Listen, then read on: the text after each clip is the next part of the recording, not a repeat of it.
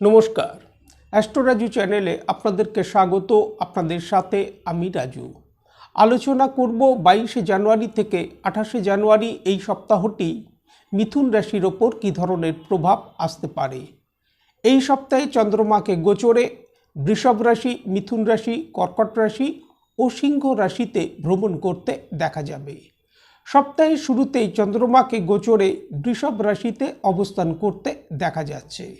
সোমবার বিকাল 4টে পর চন্দ্রমাকে গোচরে আপনাদের রাশির ফার্স্ট হাউসে অর্থাৎ মিথুন রাশিতে প্রবেশ করতে দেখা যাবে। মিথুন রাশিতে চন্দ্রমাকে গোচরে বৃহস্পতিবার রাত্রির 1:30 আগে পর্যন্ত অবস্থান করতে দেখা যাবে। সপ্তাহের শুরুতেই কোনো ইচ্ছা পূর্তি এই সময় সম্পন্ন হতে দেখা যেতে পারে। যে সকল বিঘ্ন বাধা বিগত সময়ে আসতে দেখা যাচ্ছিল তা এই সময় দূর হতে দেখা যাবার সম্ভাবনা। বিদেশ সংক্রান্ত কাজকারবারের ক্ষেত্রে এই সময় লাভপ্রাপ্তি আসতে দেখা যাচ্ছে। যারা এক্সপোর্ট ইম্পোর্ট বিজনেসের সাথে যুক্ত, এমএনসিতে যারা কর্মরত, তাদের এই সময় লাভপ্রাপ্তি আসতে দেখা যাচ্ছে। আর্থিক দিক থেকেও কিছু লাভপ্রাপ্তি এই সময় আসতে দেখা যাচ্ছে। বৃহস্পতিবার রাত্রির 1:30 পর চন্দ্রমা গোচরে আপনাদের রাশির দ্বিতীয়ভাবে অর্থাৎ কর্কট রাশিতে প্রবেশ করবে এবং শনিবার দুপুর 1টার আগে পর্যন্ত চন্দ্রমাকে গোচরে কর্কট রাশিতেই অবস্থান করতে দেখা যাবে।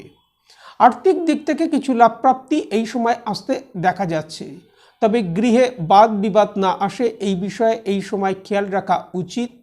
সাথে সাথে জাতকের স্বাস্থ্যের প্রতিও এই সময় কিছুটা খেয়াল রাখা উচিত। খরচের পরিমাণ এই সময় কিছুটা বৃদ্ধি পেতে দেখা যেতে পারে।